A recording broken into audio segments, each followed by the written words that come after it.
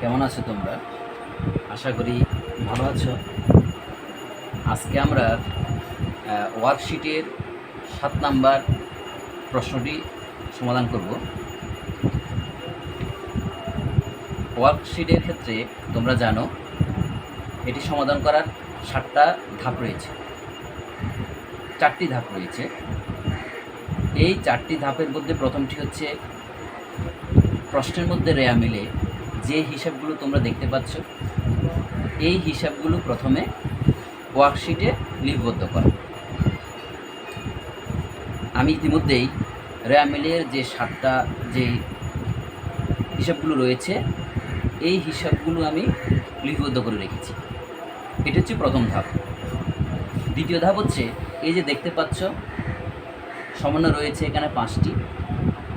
এই 5টি সমন্বয় অর্থাৎ অ্যাডজাস্টমেন্ট লিপিবদ্ধ করা। তাহলে এখন আমরা করব দ্বিতীয় ধাপ।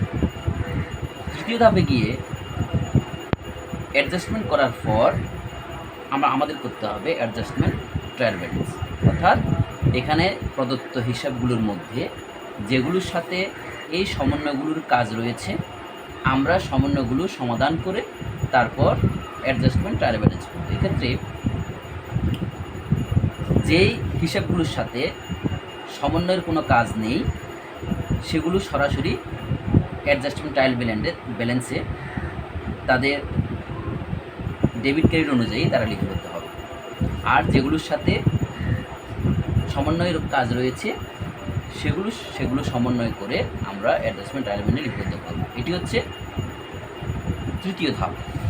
চতুর্থ ধাপে আমরা এই অ্যাডজাস্টমেন্ট ট্রায়াল ব্যালেন্সেতে যে কিছু আসবে ইনকাম স্টেটমেন্ট, অর্থাৎ হিসাব যে 5 প্রকার হিসাবের মধ্যে যেগুলো আয় এবং ব্যয়, সেগুলো নিয়ে ইনকাম স্টেটমেন্ট প্রস্তুত হয়। অর্থাৎ এখান থেকে আমরা নেট ইনকাম তৈরি করব এবং যেগুলো সম্পদ, দায়, মালিকানা সত্ত্ব, সেগুলো আমরা ব্যালেন্স শিটে ডেবিট এবং ক্রেডিটে নিয়ে যাব। এখন চলো প্রথম ধাপটা আমরা হিসাবগুলো আমরা কী করলাম, লিপিবদ্ধ করলাম। তোমরা প্রথমে এই হিসাবগুলো লিপিবদ্ধ করে নিবে ট্রায়াল ব্যালেন্সে। এক্ষেত্রে বলে রাখি, এই প্রথম ধাপে প্রশ্নে প্রদত্ত হিসাবগুলোর বাইরে এই ট্রায়াল ব্যালেন্সে আর কোনো হিসাব আসবে না। দ্বিতীয় ধাপে সমন্বয়গুলোকে আমরা এখন জাবেদা অনুযায়ী অ্যাডজাস্টমেন্ট ঘরে আমরা লিপিবদ্ধ করব। তাহলে দ্বিতীয় ধাপে শুধু এই সমন্বয়গুলো, যে এখানে 5টি সমন্বয় আছে, এই সমন্বয়গুলো শুধু এখানে আমরা লিপিবদ্ধ করব। এক্ষেত্রে প্রথম সমন্বয়টি হচ্ছে সাপ্লাইজ অন হ্যান্ড, অর্থাৎ সাপ্লাইজ হাতে আছে 7,500 টাকা। এক্ষেত্রে আমাদের রেয়া মিলে দেখতে হবে সাপ্লাইজ কত দেওয়া আছে। সাপ্লাইজ দেওয়া আছে এখানে 10,500। একটি লক্ষ্য করো, সাপ্লাইজের পাশে কোনো এক্সপেন্স লেখা নেই। এক্ষেত্রে বলে রাখি, সাপ্লাইজ ব্যয় হতে পারে, সাপ্লাইজ সম্পদ হতে পারে। এখন প্রশ্ন হচ্ছে আমরা কিভাবে বুঝবো সাপ্লাইজ ব্যয় না সম্পদ? সেক্ষেত্রে আমরা রেয়া মিলে লক্ষ্য করব সাপ্লাইজের পাশে এক্সপেন্স কথাটি আছে কি নাই। যদি থাকে এক্সপেন্স তাহলে সাপ্লাইজ ব্যয়, যদি এক্সপেন্স কথা না থাকে তাহলে সাপ্লাইজ হচ্ছে সম্পদ। এক্ষেত্রে রেয়া মিলে যে সাপ্লাইজটি দেওয়া আছে এটি সম্পদ। আবার সাপ্লাইজ অন হ্যান্ড 7,500, এটিও সম্পদ। এখন প্রশ্ন হচ্ছে সম্পদ আছে এবং বলছে সম্পদ ছিল 10,500, রেয়া মিল সমন্বয় বলেছে সম্পদ আর আছে 7,500। তাহলে বুঝতে হবে বাকি যে 3,000 এগুলো হচ্ছে ব্যয়, অর্থাৎ সাপ্লাইজ ব্যয় হয়েছে এই মাসের মধ্যে। সাপ্লাইজ ব্যয় হয়েছে মার্চ মাসের অঙ্ক, এটি জানুয়ারি থেকে মার্চ। একটু খেয়াল করো, কোয়ার্টার এন্ড অফ মার্চ, অর্থাৎ কোয়ার্টার কথার অর্থ হচ্ছে 4/1 তাহলে মাসে 1 বছরে 12 মাস, 12 মাসের কোয়ার্টার বলতে বোঝাচ্ছে 4/1, অর্থাৎ 3 মাসের অঙ্ক এটি জানুয়ারি থেকে। অর্থাৎ এই অঙ্কটি হচ্ছে জানুয়ারি থেকে মার্চ, মানে কয় মাসের?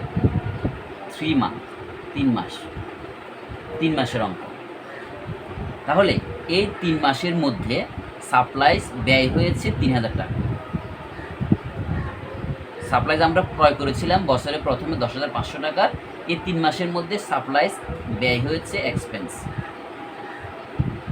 সাপ্লাইজ ব্যয় হয়েছে 3000 টাকা।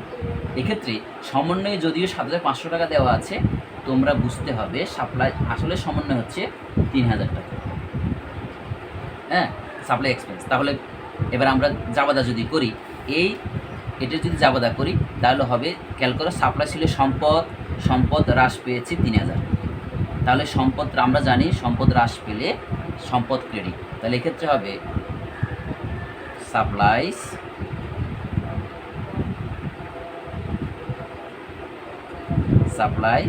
ক্রেডিট। কত হাজার? সাপ্লাইস হ্রাস পেলে কত দ্বারা? 3,000 টাকা। অপরদিকে কী বাবদ, কেন এটি হ্রাস পেয়েছে সাপ্লাইস? কারণ সাপ্লাইস এখন ব্যয় হয়েছে। তাহলে আমরা লিখব supplies expense debit, supplies expenses debit. কত? সেই 3,000। তাহলে এক্ষেত্রে যদি আমরা সমন্বয় জাবাদা করি তাহলে হবে supplies expense debit, supplies credit. তার মানে হচ্ছে এখানে যে সাপ্লাইস দেওয়া আছে, লক্ষ্য করো যে সাপ্লাইস দেওয়া আছে, এই সাপ্লাইস এখন হবে হ্রাস পেয়েছে, অর্থাৎ সাপ্লাইস ক্রেডিট কত? 3,000 টাকা। অপরদিকে খেয়াল করো, সাপ্লাইস এক্সপেন্স নামে একটি হিসাব তৈরি হয়েছে 3,000, যেটি ডেবিট। এটি কিন্তু রেয়ামিলে দেওয়া নেই, অর্থাৎ এটি আমরা তৈরি করতে হবে। সাপ্লাইস এক্সপেন্স আমরা তৈরি করব, সাপ্লাইস এক্সপেন্স। এটি হচ্ছে সমন্বয়ে ডেবিট। তাহলে সাপ্লাইস এক্সপেন্স 3,000, এটি সমন্বয়ে ডেবিট। হ্যাঁ, তাহলে একদিকে সাপ্লাই সম্পদ যেমন হ্রাস পেল, অন্যদিকে সাপ্লাই একটি খরচ তৈরি হল। 1 নাম্বার সমন্বয় আমরা অ্যাডজাস্টমেন্ট করে ফেললাম। এবার দ্বিতীয় সমন্বয়, ডেপ্রিসিয়েশন অফ টাকা 5,000 পার কোয়ার্টার মানে হচ্ছে 3 মাস। যেহেতু 12 মাসের বছর, 3 মাসে পার কোয়ার্টার 5,000 ডেপ্রিসিয়েশন। এটার যদি আমরা সমন্বয় জাবাদা করি তাহলে সমন্বয় জাবাদে কী হবে? আমরা জানি ডেপ্রিসিয়েশন মানে অবচয় হচ্ছে ব্যয়। তাহলে ব্যয় বৃদ্ধি পেলে ডেবিট। তাহলে আমরা এখানে 2 নাম্বার যদি অ্যাডজাস্টমেন্ট জার্নাল করি তাহলে হবে ডেপ্রিসিয়েশন ডেটা কত? 1000 পার কোয়ার্টার হচ্ছে 5,000। এবং আমরা জানি যে এই ডেপ্রিসিয়েশন অবচয়গুলোকে আমরা কী করতে হয়? পুঞ্জীভূত অবচয় হিসেবে লিপিবদ্ধ করতে হয়, যার ইংলিশে হচ্ছে অ্যাকুমুলেটেড ডেপ্রিসিয়েশন।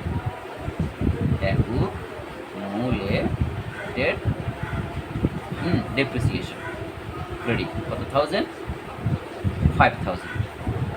এখন আমরা দেখব সমন্বয়ে এই ডেপ্রিসিয়েশন আছে কি না এবং অ্যাকুমুলেটেড ডেপ্রিসিয়েশন আছে কি না। এখানে আমরা সমন্বয় থেকে যে দুটি হিসাব পেয়েছি, ডেপ্রিসিয়েশন এবং অ্যাকুমুলেটেড ডেপ্রিসিয়েশন, এগুলো একটাও রেয়ামিলে নেই।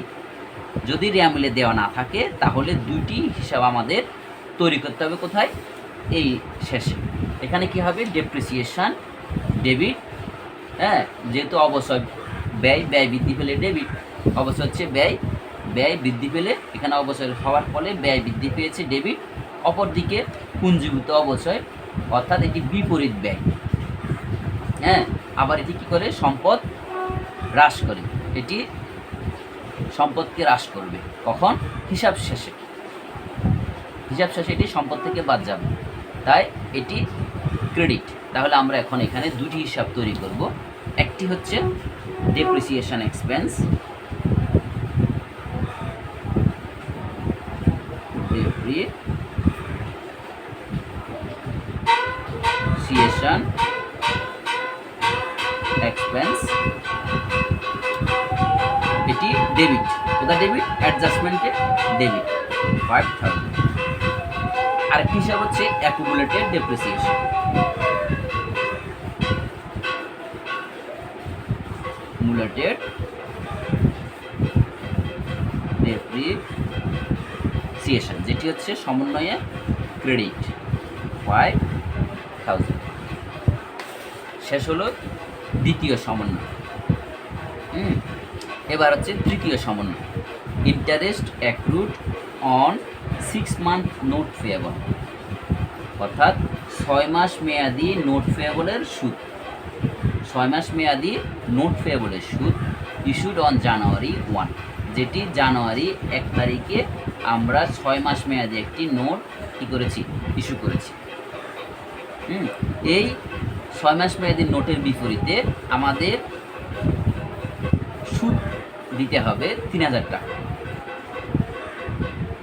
লক্ষ্য করো, নোট পেয়েবল হচ্ছে 6 মাসের, কিন্তু সুদ কিন্তু 6 মাসের নয়, সুদ হচ্ছে 3 মাসের। কারণ আমাদের অঙ্কের আর্থিক বছর অঙ্কের মেয়াদ হচ্ছে জানুয়ারি থেকে মার্চ, অর্থাৎ 3 মাসে। 3 মাসের সুদ এসেছে কত, 3000 টাকা। অর্থাৎ আমাদের সুদ দিতে হবে। তাহলে আমরা যদি সুদ প্রদান করতে হলে আমরা জানি প্রদেয়, এটাকে বলে প্রদেয় সুদ হিসাব, যার ইংলিশে হচ্ছে ইন্টারেস্ট পেয়েবল।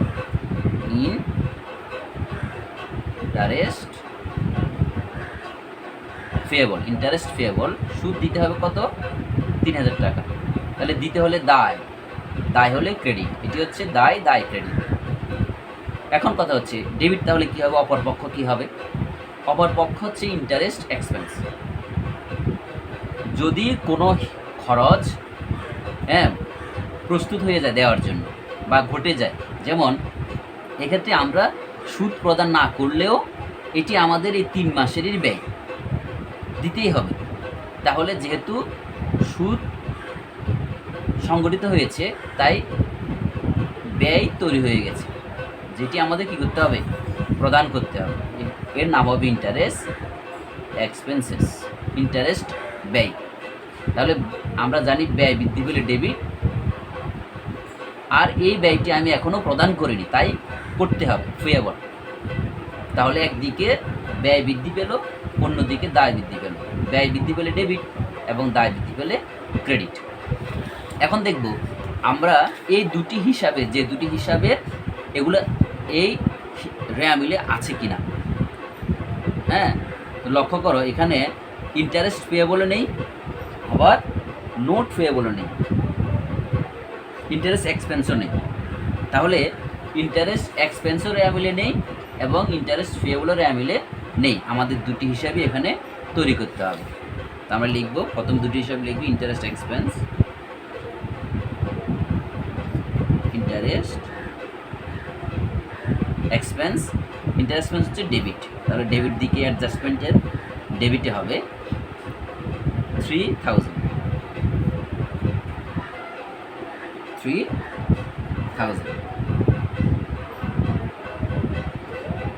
অন্যদিকে ইন্টারেস্ট পেয়েবল,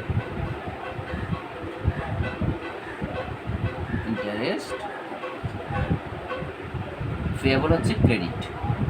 তাহলে ক্রেডিট হবে 3000। এবার চতুর্থ সমন্বয়, insurance expires at the rate of টাকা 1500 পার মান্থ। এর বাংলা হচ্ছে ইন্স্যুরেন্স মেয়াদ উত্তীর্ণ হয়েছে প্রতি মাসে 1500 করে, প্রতি পার মান্থ, প্রতি মাসে। আমাদের অঙ্কটা কয় মাসে, 3 মাসে। তাহলে প্রতি মাসে যদি 1500 হয়, 3 মাসে হবে কত, 4500। তাহলে একটা বুঝতে হবে ইন্স্যুরেন্স বাবদ মেয়াদ উত্তীর্ণ হয়েছে। কোন ইন্স্যুরেন্স? Prepaid insurance. আমরা অগ্রিম প্রদান করেছিলাম 24000 টাকা। তাহলে আমরা জানি ইন্স্যুরেন্স হচ্ছে ব্যয় আর অগ্রিম ব্যয় সম্পদ। তাহলে প্রিপেড ইন্স্যুরেন্স হচ্ছে সম্পদ। এই সম্পদের 4500 টাকা এখন মেয়াদ উত্তীর্ণ হয়েছে। এর কথা হচ্ছে এর মানে হচ্ছে সম্পদ এখন হ্রাস পেয়েছে। কত দ্বারা? 4500 দ্বারা। সম্পদ হ্রাস পেয়ে এখন ব্যয়ে পরিণত হয়েছে। তাহলে একদিকে 4500 টাকা হচ্ছে এক্সপেন্স। কী নাম তার? হচ্ছে ইন্স্যুরেন্স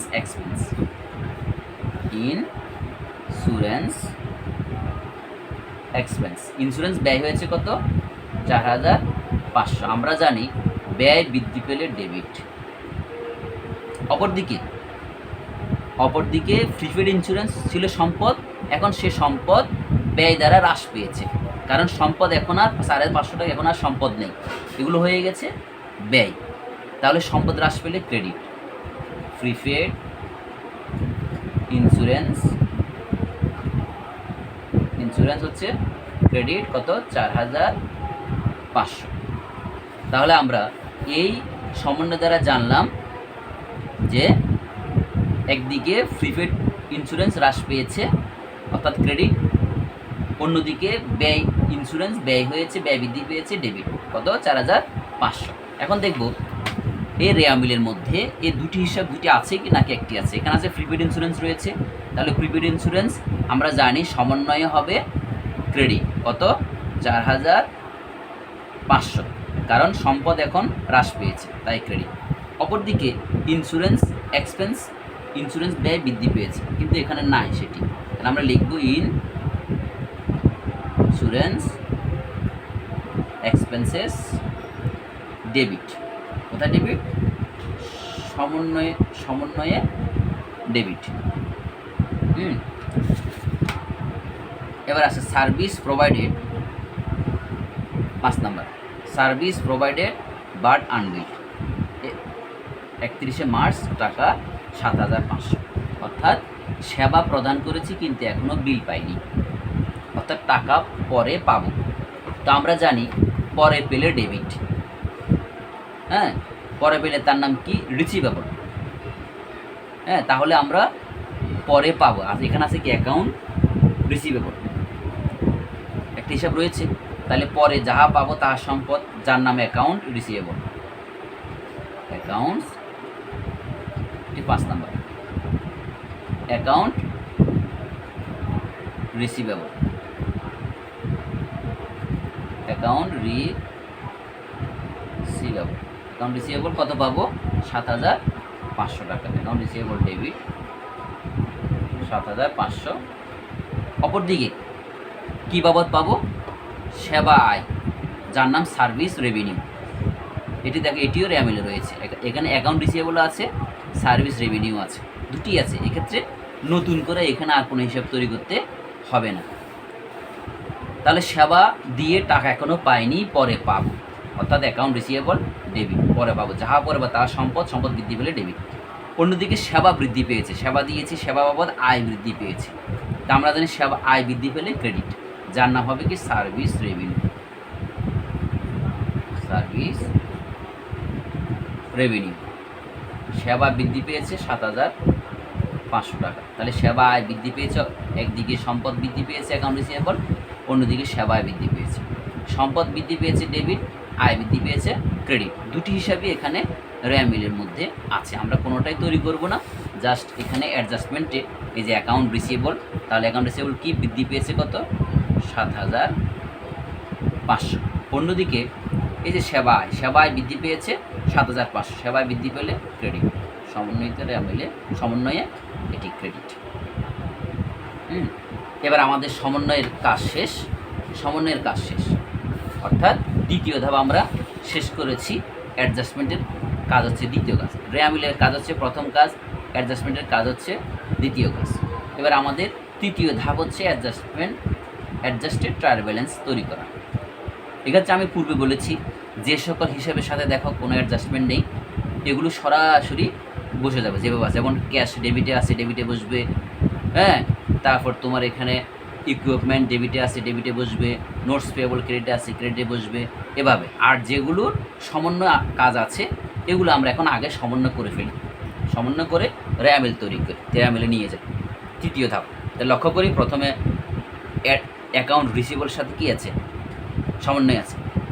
এক্ষেত্রে অ্যাকাউন্ট রিসিভেবল ট্রায়াল ব্যালেন্সে ছিল ডেবিট এবং অ্যাডজাস্টমেন্টও ডেবিট। যদি এটাকে প্লাস মনে করি, এটাকেও প্লাস মনে করি, তাহলে প্লাসে প্লাসে প্লাস দুটোই যোগ হবে, কারণ অ্যাকাউন্ট রিসিভেবল বৃদ্ধি পেয়েছে। 56,200 এবং 7,500 যোগ করলে হয় 63,700। তাহলে এটি অ্যাডজাস্টেড ট্রায়াল ব্যালেন্সে কোথায় যাবে? ডেবিটে। কত বসবে? 63,700, অর্থাৎ অ্যাকাউন্ট রিসিভেবল 7,500 দ্বারা বৃদ্ধি পেয়ে কত হয়েছে 63,700, অর্থাৎ সম্পদ আরও বৃদ্ধি পেলে, সম্পদ আরও বৃদ্ধি পেলেই ডেবিট। এবার আছে সাপ্লাইজ। তোমাদের পূর্বে বলেছি সাপ্লাইজ এখানে সম্পদ, তাহলে সাপ্লাইজ 10,700 ছিল, সম্পদ ছিল 700 ডেবিট। এখন সম্পদ 3,000 টাকা দ্বারা হ্রাস পেয়েছে, তাহলে সম্পদ এখন 10,700 থেকে হ্রাস পেয়ে কত হলো 7,500, তাহলে সম্পদ 7,000 হ্রাস পেয়ে এখন 7,500। 3,000 টাকা হ্রাস পাওয়ার ফলেও সাপ্লাইজ এখনও সম্পদ এখনও রয়েছে 7,500, তাহলে সম্পদ আমরা জানি সাপ্লাইজ ডেবিট, তাহলে কত 7,500 ডেবিট, অ্যাডজাস্টমেন্ট ট্রায়াল ব্যালেন্সে ডেবিট, কারণ 3,000 হ্রাস পাওয়ার ফলেও এখনও সম্পদ রয়েছে 7,500, তো আমরা জানি সাপ্লাইজ ডেবিট, সম্পদ সম্পদ ডেবিট হয়ে গেল, সাপ্লাইজের কাজ আমরা করে ফেললাম। এবার প্রিপেড ইন্স্যুরেন্স। প্রিপেড ইন্স্যুরেন্স কী হয়েছে 4,500 দ্বারা হ্রাস পেয়েছে, তো আমরা জানি সম্পদ 4,500 দ্বারা কী হয়েছে হ্রাস পেয়েছে, তাহলে প্রিপেড ইন্স্যুরেন্স এখন কমবে, 4,500 দ্বারা কমলে কত থাকবে 19,500। 4,500 কমলেও এখনও সম্পদ রয়েছে 19,500, তো আমরা জানি প্রিপেড ইন্স্যুরেন্স ডেবিট, সম্পদ সম্পদ এখন তাহলে হ্রাস পেয়ে কত হলো 19,500। হ্যাঁ, সম্পদ হ্রাস পেয়ে হয়েছে 19,500, এখনও 4,500 কমলেও এখনও সম্পদ রয়েছে 19,500, তো সম্পদ ডেবিট, আমরা ডেবিটে বসালাম। আর সামান্য রয়েছে কি সার্ভিস রেভিনিউ, সেবা আয়। সেবায় ছিল কত ক্রেডিট 1,36,200, আরও সেবা দিয়ে আমরা পেয়েছি কত 7,500, তাহলে সেবা আয় বৃদ্ধি পেয়েছে, বৃদ্ধি পেয়ে কত হলো 1,36,500 থেকে বৃদ্ধি পেয়ে হয়েছে 1,43,700, তাহলে আয় বৃদ্ধি পেলে ক্রেডিট কত 1,43,700। হ্যাঁ, তো আয় বৃদ্ধি পেলে ক্রেডিট কত হলো 1,43,700, এটি অ্যাডজাস্টমেন্ট ট্রায়াল ব্যালেন্সে ক্রেডিটে বসবে। হ্যাঁ, আর কোনো কি নেই, এবার দেখো করে ফেললাম। এবার আমরা আর কোনো সমন্বয় এখানে যোগ বিয়োগ করার মতো আর কোনো সমন্বয় বাকি নেই। এবার আমরা যেগুলোর সাথে সমন্বয় নেই এগুলো সব নিয়ে যাব। খেয়াল করি, ক্যাশ আছে ডেবিট, তাহলে অ্যাডজাস্টমেন্ট ট্রায়াল ব্যালেন্সে কোথায় যাবে ডেবিটে যাবে, কত 1,14,000। এরপর আর কি রয়েছে ইকুইপমেন্ট কত ইকুইপমেন্ট এটি করে ফেললাম। ইকুইপমেন্ট আছে কত 3 লক্ষ টাকা ডেবিটে, অ্যাডজাস্টমেন্ট ট্রায়াল ব্যালেন্সে যাবে 3 লক্ষ টাকা ডেবিট। এবার রয়েছে notes payable credit, adjustment trial balance এটি হবে ক্রেডিট, কারণ নোটস পেয়েবল হচ্ছে দায় ক্রেডিট। অ্যাকাউন্টস পেয়েবল আছে ক্রেডিট, এটি দায়, তাহলে এটি আমরা নিয়ে যাব, দায় হয় ক্রেডিট, আমরা নিয়ে যাব ক্রেডিটে, অ্যাডজাস্টমেন্ট ট্রায়াল ব্যালেন্সে এটিও ক্রেডিট। নাবিডস ক্যাপিটাল, আমরা জানি ক্যাপিটাল হচ্ছে ক্রেডিট, এটি মালিকানা সত্ত্ব, এটিও ক্রেডিট হবে কত 2 লক্ষ টাকা। নাবিদ ড্রয়িংস হচ্ছে উত্তোলন, আমরা জানি উত্তোলন ডেবিট, তাহলে এটি ডেবিটে আছে, যাবে ডেবিট 6,000 টাকা ডেবিট। সার্ভিস রেভিনিউ আমরা পূর্বে করেছি। এবার স্যালারিস এক্সপেন্স হচ্ছে ব্যয় এখানে ডেবিটে আছে, কোনো সমন্বয় নেই, তাই এই 22,000 টাকা সরাসরি ডেবিটে চলে যাবে 22,000। ট্রাভেলস এক্সপেন্স এটিও ব্যয়, এটিও ডেবিটে আছে, আমরা ডেবিটে নিয়ে যাব। রেন্ট এক্সপেন্স 12,000 টাকা, এটিও আছে, এটি ব্যয় ডেবিট, আমরা অ্যাডজাস্টেড ট্রায়াল ব্যালেন্সে ডেবিটে নিয়ে যাব। মিসেলেনিয়াস এক্সপেন্সেস অর্থাৎ বিবিধ খরচ, এটি 2,000 টাকা আছে ডেবিটে, এটি ব্যয়, এটিও ডেবিটে নিয়ে যাব। সাপ্লাইজ এক্সপেন্স এটি অ্যাডজাস্টেড ট্রায়াল ব্যালেন্স, অ্যাডজাস্টমেন্টে রয়েছে কোথায় ডেবিটে, তাহলে এটিও যাবে ডেবিটে, কারণ এক্সপেন্স ব্যয় ডেবিট। ডেপ্রিসিয়েশন এক্সপেন্স এটিও ব্যয় হচ্ছে ডেবিট, আমরা এটি ডেবিটে নিয়ে যাব। তারপর আছে অ্যাকুমুলেটেড ডেপ্রিসিয়েশন, এটি ক্রেডিট, এটি অ্যাডজাস্টেড ট্রায়াল ব্যালেন্সে যাবে ক্রেডিটে। ইন্টারেস্ট এক্সপেন্স ব্যয় আছে ডেবিটে, যাবে ডেবিটে, ব্যয় ডেবিট, ডেবিটে। ইন্টারেস্ট পেয়েবল এটি আছে ক্রেডিটে, এটি দায়, এটিও যাবে, এটি অ্যাডজাস্টেড ট্রায়াল ব্যালেন্সে হবে ক্রেডিটে 3000 টাকা, সরি 3000 টাকা। ইন্স্যুরেন্স এক্সপেন্স 4500 টাকা আছে ডেবিটে। ইন্স্যুরেন্স এক্সপেন্স এটি ব্যয় ডেবিট, এটি অ্যাডজাস্টেড ট্রায়াল ব্যালেন্সে হবে ডেবিটে 4500। আমাদের তাহলে এখানে এখন আমরা 3টি ধাপ শেষ করলাম। প্রথম ধাপ ছিল ট্রায়াল ব্যালেন্স, যেটি প্রশ্নে যা ছিল আমরা দেখে দেখে লিখেছি। তারপর ছিল আমাদের সমন্বয়গুলো আমরা সমন্বয় জাবেদা করার মাধ্যমে সমন্বয়গুলো এন্ট্রি করলাম। তৃতীয় ধাপ হচ্ছে অ্যাডজাস্টেড ট্রায়াল ব্যালেন্স তৈরি করা। আমরা এখানে অ্যাডজাস্টেড ট্রায়াল ব্যালেন্স যেগুলো সমন্বয় ছিল সমন্বয় করে নিয়ে গেছি, যেগুলো সমন্বয় ছিল না সরাসরি আমরা নিয়ে গেছি। এবার আমাদের একটা কাজ আছে এখানে অ্যাডজাস্টেড ট্রায়াল ব্যালেন্সের ক্ষেত্রে। এবার পরবর্তী ধাপ হচ্ছে কী করা, চতুর্থ ধাপ হচ্ছে, এটা হচ্ছে তৃতীয় ধাপ। চতুর্থ ধাপ হচ্ছে এখানে এই অ্যাডজাস্টেড ট্রায়াল ব্যালেন্সের থেকে এই হিসাবগুলো কিছু যাবে ইনকাম স্টেটমেন্টে, কিছু আসবে ব্যালেন্স শিটে। আমি আগে বলেছি ইনকাম স্টেটমেন্টে কোনগুলো আসে, আয় এবং ব্যয়, আর ব্যালেন্স শিটে আছে কি দায় এবং সম্পদ। এবার আমরা অ্যাডজাস্টেড পরের চতুর্থ ধাপটি শেষ করব। ক্যাশ হচ্ছে সম্পদ। তাহলে সম্পদ কোথায় আসবে, ব্যালেন্স শিটে। সম্পদ ডেবিট, আমরা ব্যালেন্স শিটে লিখব 1,14,000। এরপর আছে অ্যাকাউন্ট রিসিভেবল ডেবিট, এটি সম্পদ, তাহলে আমরা এটি সম্পত্তির পাশে নিয়ে যাব 63,700। তারপর রয়েছে সাপ্লাইজের সম্পদ ডেবিট 7,500। সাপ্লাইজ হচ্ছে চলতি সম্পদ অর্থাৎ কারেন্ট অ্যাসেটস। এরপর হচ্ছে প্রিপেড ইন্স্যুরেন্সের সম্পদ, চলতি সম্পদ, এটি কারেন্ট অ্যাসেটস নিয়ে গেলাম সম্পত্তি পাশে ডেবিটে। তারপর হচ্ছে ইকুইপমেন্ট হচ্ছে স্থায়ী সম্পদ, এটিও ডেবিট, ব্যালেন্স শিটের ডেবিট পাশে বসবে, এটি সম্পদ। তারপর হচ্ছে নোটস পেয়েবল, আমরা জানি নোটস পেয়েবল হচ্ছে দায়। নোটস পেয়েবল রয়েছে 1 লক্ষ টাকা, দায় হচ্ছে ব্যালেন্স শিটের ক্রেডিট পাশে। তারপর আছে অ্যাকাউন্টস পেয়েবল হচ্ছে দায়, এটি ব্যালেন্স শিটের ক্রেডিট পাশে, দায় ক্রেডিট।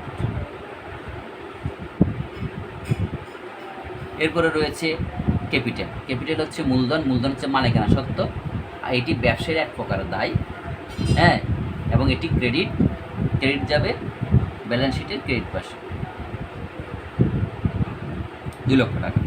এবার ড্রয়িং হচ্ছে উত্তোলন, আমরা জানি উত্তোলন মূলধন থেকে বাদ যায়, তাহলে উত্তোলন আয়ও নয় ব্যয়ও নয়, এটি ইনকাম স্টেটমেন্টে বসবে না, এটি কোথায় বসবে, ব্যালেন্স শিটে।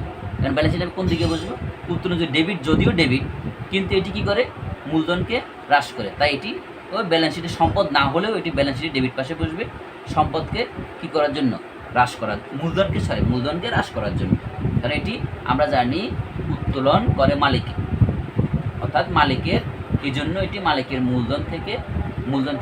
মূলধনকে কমায় অর্থাৎ হ্রাস করে, তাই মূলধন থেকে বাদ দেবো বলে, মূলধন যেহেতু ক্রেডিট পাশে বসেছে তাই এটি বসাবো কোন পাশে, ডেবিট পাশে। সম্পদ না হলেও এটি ডেবিট পাশে বসবে, এই জন্য কারণ এটি মূলধন থেকে বাদ যাবে। সার্ভিস রেভিনিউ অর্থাৎ এটি আয়, তাহলে আয় হবে কোথায়, ইনকাম স্টেটমেন্টে। আয় হচ্ছে ক্রেডিট, তাই ইনকাম স্টেটমেন্টে ক্রেডিটে বসবে 1,43,700। এরপর রয়েছে স্যালারি এক্সপেন্স অর্থাৎ স্যালারি ব্যয় হলো কোথায়, ইনকাম স্টেটমেন্টে ডেবিটে, ব্যয় হচ্ছে ইনকাম স্টেটমেন্টের ডেবিটে, আমরা জানি ব্যয় ডেবিট। ট্রাভেল এক্সপেন্স ঠিক একই রকম, ইনকাম স্টেটমেন্টে যাবে যেহেতু এটি ব্যয় 13,000। তারপর রয়েছে রেন্ট এক্সপেন্স, ভাড়া ব্যয়, এটিও ইনকাম স্টেটমেন্টে ডেবিট পাশে, ভাড়া ব্যয় 12,000 টাকা। মিসসেলেনিয়াস এক্সপেন্স অর্থাৎ বিবিধ ব্যয়, এটি হচ্ছে ডেবিটে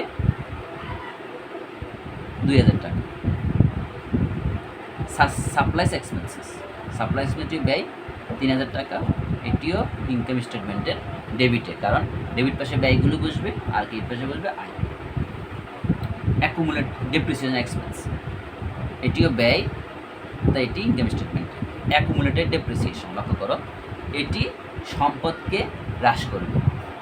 আমরা অবচয়গুলো কী করি, এখন পুঞ্জীভূত অবচয় হিসাবে সঞ্চিত রাখি, কেন, হিসাবকাল শেষে এটি সম্পদ থেকে বাদ দেবো বলে। তাহলে আমাদের হিসাবকাল শেষ কোথায়, মার্চ মাসে, তাই অ্যাকুমুলেটেড ডেপ্রিসিয়েশন এটি বাদ যাবে থেকে সম্পদ থেকে। সম্পদ যেহেতু ডেবিট পাশে হয়, এটি যেহেতু সম্পদ থেকে বাদ দিতে হবে, তাই এটি যাবে ক্রেডিট পাশে, ব্যালেন্স শিটের ক্রেডিট পাশে।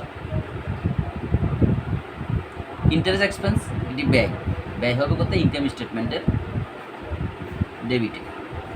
ইন্টারেস্ট পেয়েবল, এটি হচ্ছে দায়, অর্থাৎ সুদ প্রদেয়, সুদ দায়, এটি যাবে কোথায়, ব্যালেন্স শিটের ক্রেডিটে।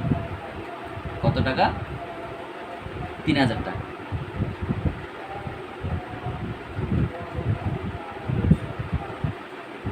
এরপর রয়েছে কি, ইন্স্যুরেন্স এক্সপেন্স, এটি ব্যয়, এটি হচ্ছে ইনকাম স্টেটমেন্টের ডেবিটে 4500।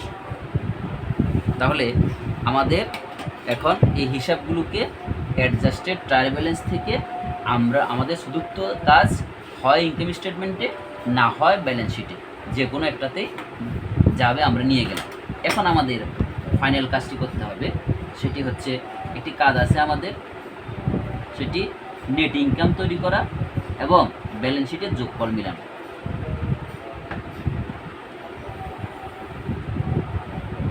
খেয়াল করি,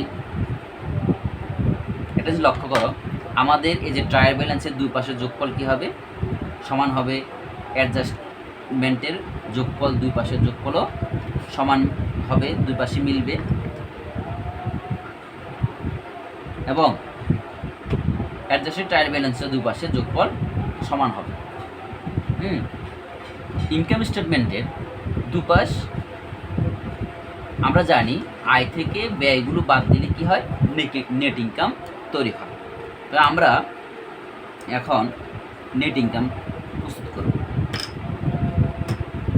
নেট ইনকাম,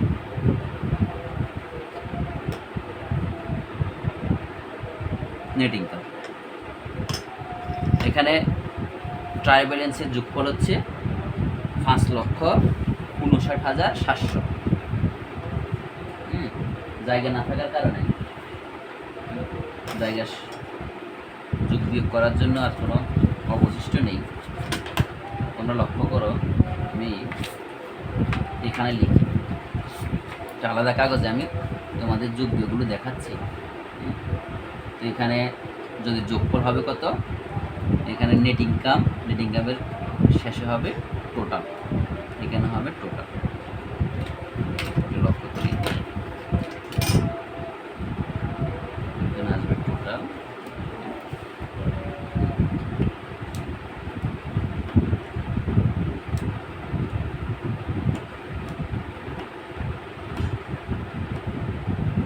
তাহলে এখানে যদি আমরা, এখানে হবে টোটাল, এখানে ট্রায়াল ব্যালেন্সের যোগফল হবে 5,59,700, দুই পাশে যোগফল একই হবে, 5,59,700, তোমরা যোগ করে দেখবে একই হবে। অ্যাডজাস্টমেন্টের যোগফল হচ্ছে 23,000,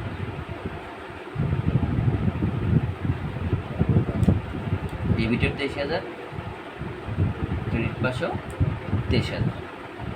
তোমরা একটু মিলিয়ে দেখবে, হ্যাঁ, এখানে যোগফলগুলো মিলবে, ডেবিট ক্রেডিট দুপাশে মিলবে। অ্যাডজাস্টমেন্ট ট্রায়াল ব্যালেন্সের যোগফল 5,75,200, 5 লক্ষ, ক্রেডিট পাশের যোগফলও 5,75,200 মিলে যাবে। এখানে ইনকাম স্টেটমেন্ট আয়ের পাশে দেখো শুধু একটি মাত্র আয় রয়েছে, 1,43,700। তো আমরা জানি এখানে আয় বেশি, ব্যয় থেকে আয় বেশি, তো আয় থেকে ব্যয় বাদ দিলে কি হবে, নেট ইনকাম তৈরি হবে।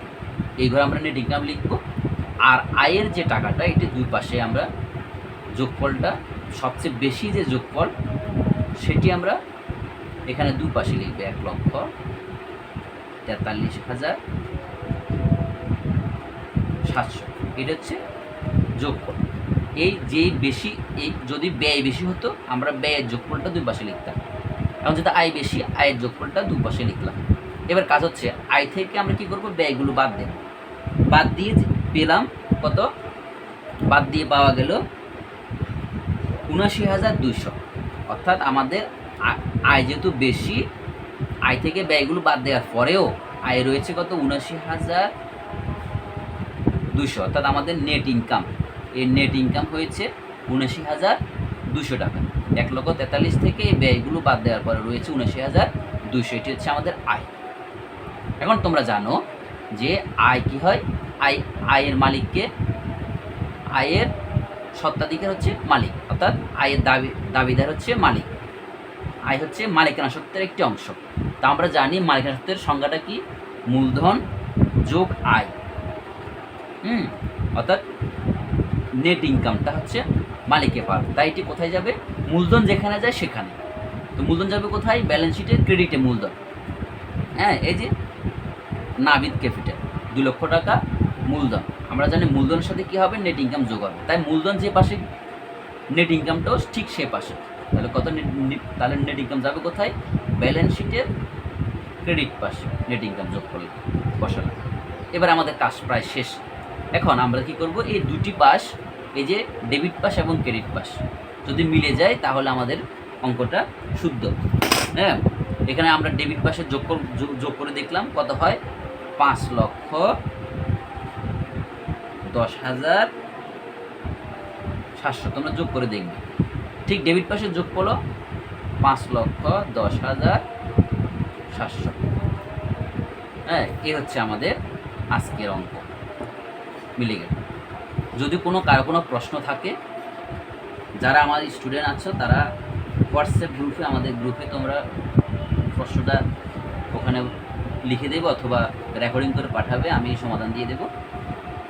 আর যারা আমার স্টুডেন্ট নয়, অনলাইনে ক্লাস দেখেই প্রশ্ন জেগেছে মনে, তারা কমেন্ট সেকশনে লিখতে পারো, তোমাদের সমস্যাগুলো লিখতে পারো, আমি সমাধান করার চেষ্টা করব।